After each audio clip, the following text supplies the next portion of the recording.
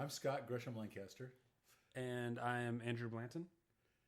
and we are both working at ATech at the University of Texas at Dallas. I'm an associate professor of sound design. Yeah, that's true. And I'm a research fellow and a senior lecturer.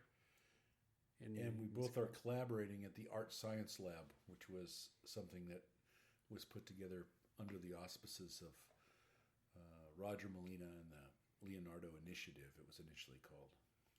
And the name of the paper is The Conductor, Platform for Participatory Listening. Which I still maintain is a tongue twister. It's totally a tongue twister. Not as subtle as Peggy Babcock, which is one of my favorite tongue twisters, actually. Okay. Okay, and then so I guess if you were to explain the findings of the paper in 1 to 2 sentences, how would you say that? I think the key point that we stumbled upon was this participatory listening. Yeah. The idea is that you're listening, but you can involve yourself with your listening. You know, and the part of it that the part of the realization of that, I think I came up with that combination of hard to pronounce words, but there's this thing of when you're playing music, you are doing participatory listening. I mean, you know, in other words, you're listening and then you jump in, and even when you're playing, you're listening.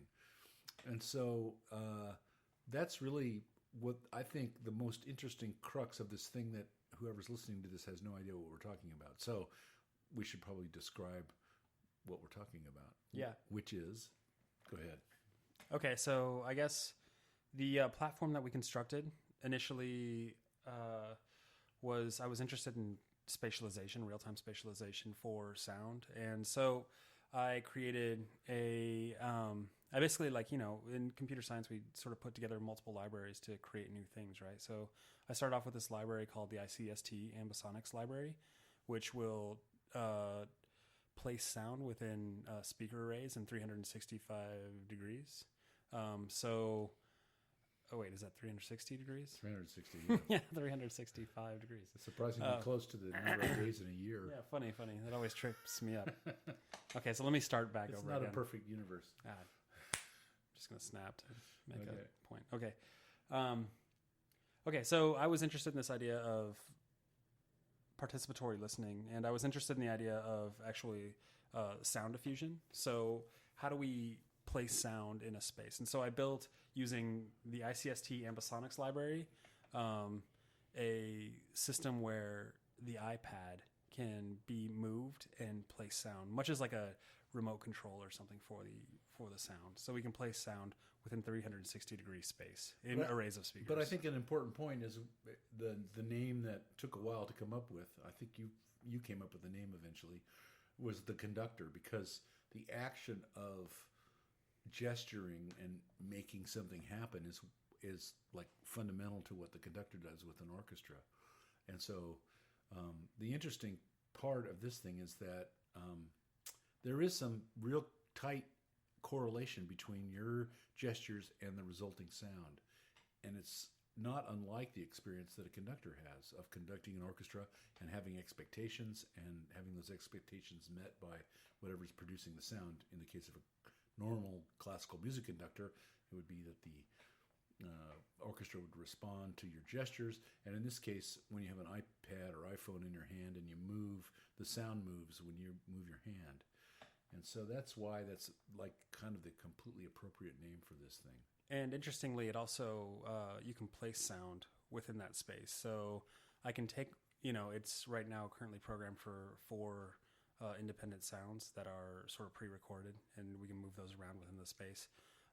So you can take those sounds, move them, drop them into a position, and then grab a second sound and move that around and put that into a second position. These all have independent volume control based on the spatial placement, the horizontal pitch of the iPad. So, and by pitch, you mean the angle of the iPad, yeah. Exactly. Yeah, the angle of the iPad can be changed to increase the volume.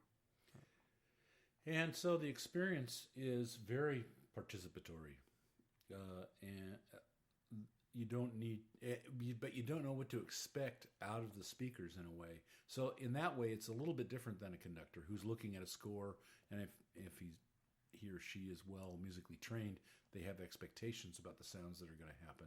So there might be two modes of using this thing. When someone is diffusing sound, which is the practice of electroacoustic performance, the individual diffusing the sound in the space usually knows the material that they are diffusing into the space, and so their participation has to do with the way they're reacting to a set of tracks that they do know. And one of the things that differentiates this from actual like normal diffusion practice is that the participant or conductor in this case doesn't know what the sounds really are going to do, and part of the way we smoothed that out with the material that we're initially using for this sort of beginning runs of this thing are not really sophisticated musical wave files that they're panning around. They're these sort of static, well, let's explain what the sources are, because that's also an interesting point. The source material was taken from a telescope in Antarctica that was taking images of space, and those images resulted in different types of data that I'm not entirely, I don't know, maybe I shouldn't say that. Okay. Well, we're not astronomers. Right. We're both basically musicians and composers. Right. And, but... So we got these raw data feeds, and that was really interesting to dig into, because I took a process of slit scanning, essentially, where I was taking individual samples of this raw visual spectrum, which was an image that I took, or that I had access to. So I took that image and then I converted that into sound. So I sonified that image, and I set that up to a bank of 1,000 oscillators and let it run through. And this gave me about a 4-minute audio track that sounds similar to me, something like choir, with really deep basses and really rich sounds. So that provided actually for a fairly interesting backdrop for the piece. Scott can talk about but his other side. That sound and the sound we're about to describe that I did are both pretty static, though. Yeah. Which informs the participation of the listener, kind of in an interesting way. But what I did a much less sophisticated thing than Andrew came up with, remarkably, and that is that. The thing that I was doing was just taking the raw data itself and just pushing it out, normalizing it across the center line or zero, and just the lowest. So by normalizing, I know what the top value of the whole data set is, and I know what the bottom value of the whole data set is, and then the speaker moves according to whatever piece of data follows the next one. So that's pretty much what we're dealing with here with that sound. But both of them have a sort of static quality. And so one of the interesting things, at least I'm interested in, is, because the potential here is to have the conductor, the person that's participating in it. There's one of two states. One where they're surprised by whatever they're hearing and they're reacting to it in real time. And it could be a sound that isn't sustained or static, and that is, or it could be the track from a Madonna tune or whatever. There's no reason why it has to be this Antarctic deal. Yeah, and so there's something really interesting embedded in that. Is this is a part of my art practice that I'm really interested in, and my compositional practice is turning the stage on its head.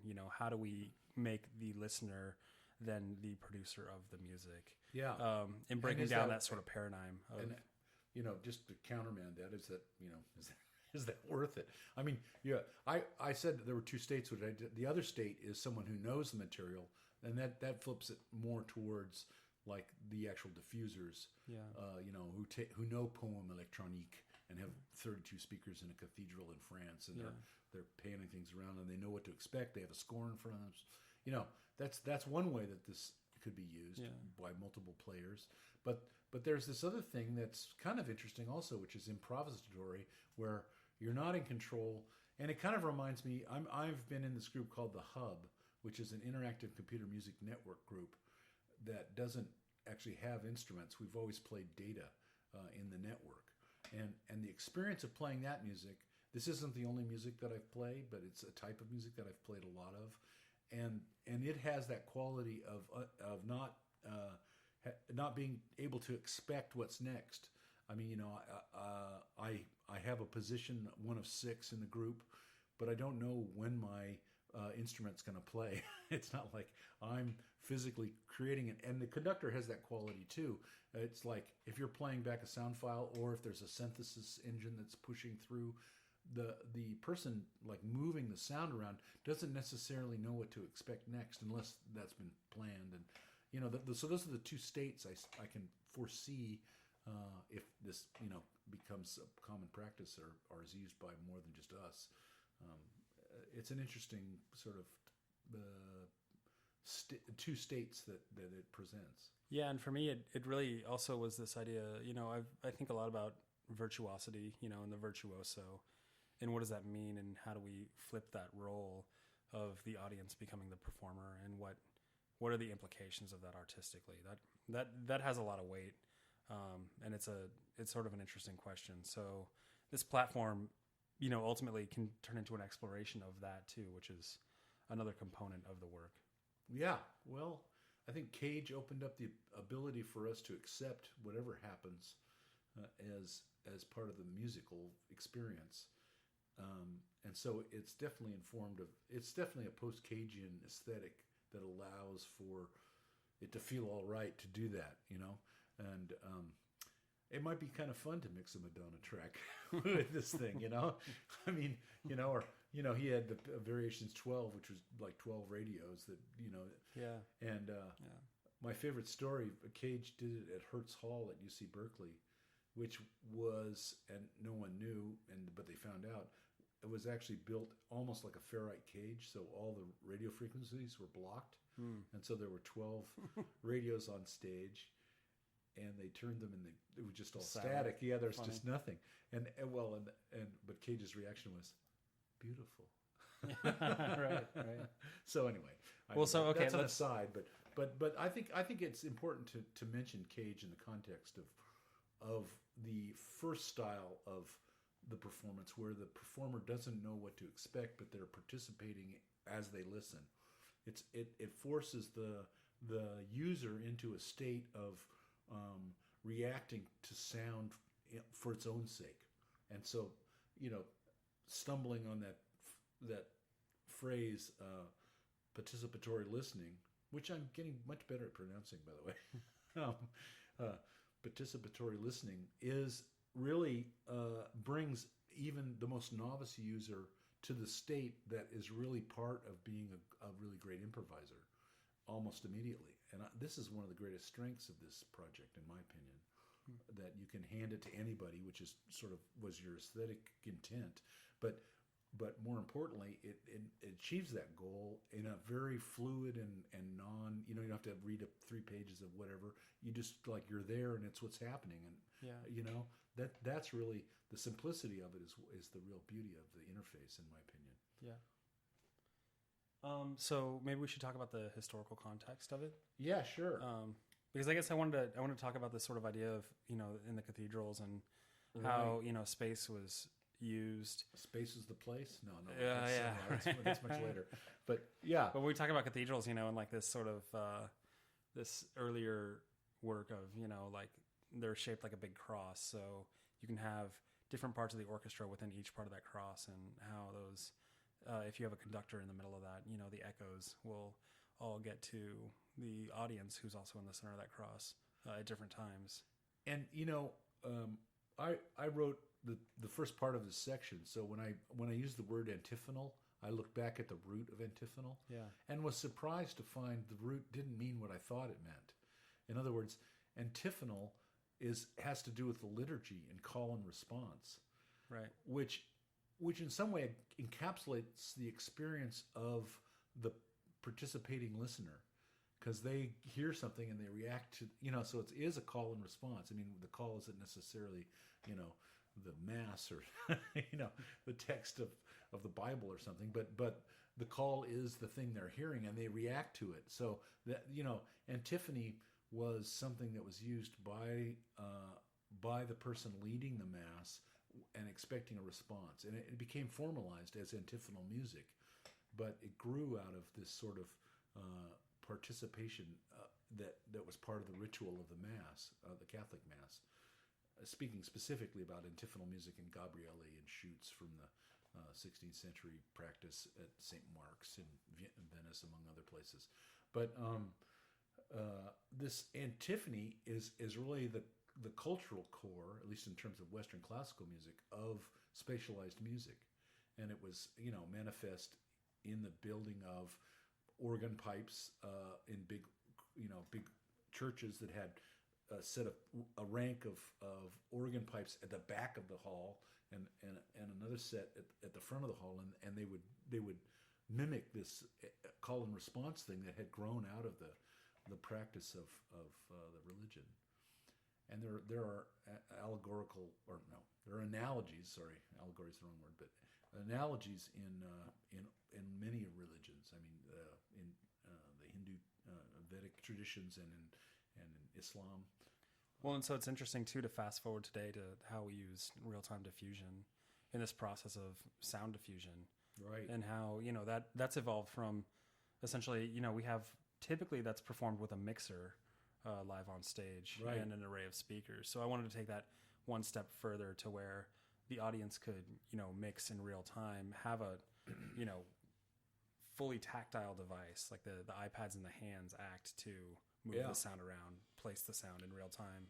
And I had the experience a long time ago, well, not that long ago, but in the back of the Exploratorium when it was at the Palace of Fine Arts. It's since moved, but there was this huge open space in the back, and we had 16 arrays of speakers and a big stereo column next to this DJ who was being flown in from England and stuff like that. And I'd spent about 2 or 3 months making an early version of Max Patch, of a thing that controlled the speaker matrix, so we could basically do something very much like this. I mean, one of the things that was a little bit more sophisticated about that thing that I worked on for many days is and one of the things I'll comment about this conductor is that it's at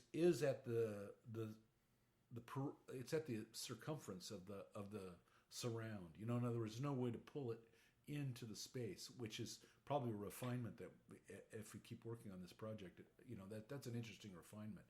Also it's on a single plane at this point instead of being able to.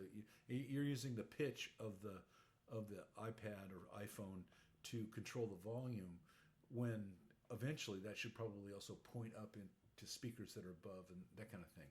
But anyway, the interesting thing was that this DJ started his music, and we turned on our thing and started sending the stereo out into the space and like crossing across and all that stuff. Yeah. And he stopped all the music and like went completely nuts. And, you're messing with my mix, blah, blah, blah. And at that point I didn't even know what a DJ was. And I said, what mix? You're just playing records, dude, Yeah. But anyway, it's another anecdote, but I like them. Anyway.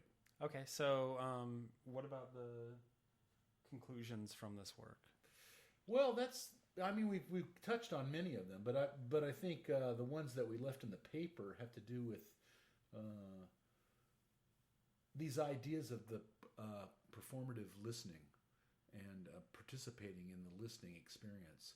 I mean, people participate internally, but this is an external way to participate, and so it opens it up to this other type of listening that hasn't been available, other than turning things up and down and making choices about what you're going to listen to, but not at the. I mean, the time scale is much more compressed. It's not like you're deciding, okay, well, I'm tired of listening to Amy Winehouse, I'm going to switch it over to Xenakis or whatever.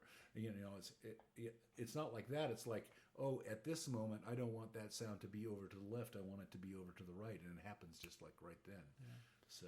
Yeah, I think that idea of haptic tactility of sound waves, like it puts the sound in your hand, and it empowers you to be able to move the sound. I think it also stimulates a very active listening. Yeah. Right? It's like you're very aware of the sound. You're aware of the directions of the sound. You're aware of what sounds you're producing and where they come from. And I think that in it of itself is very powerful. Yeah, and it doesn't have the Lowry organ effect a little bit because the sounds are pre-recorded, so you're sort of out of control of that. But you have a definite control. It's very easy to tip it up and turn it off if you don't want to hear what you're listening to. Yeah. That's not, well, that's something we all have on our car radio, but in this context of being surrounded by the sound and really trying to engage it, if you care. I mean, you could also set the iPad down and walk out of the room. That's right. It's obviously an option. But the real sort of the and one of the other main conclusions that I think is an exciting aspect of this work is that you did it on iOS, and probably we should do an Android version too. Right. So because then we leverage this distribution of these very ubiquitous devices that are just about, I'm sure there's like 30 of them within 100 yards of me in this apartment complex, right. that we're recording this in.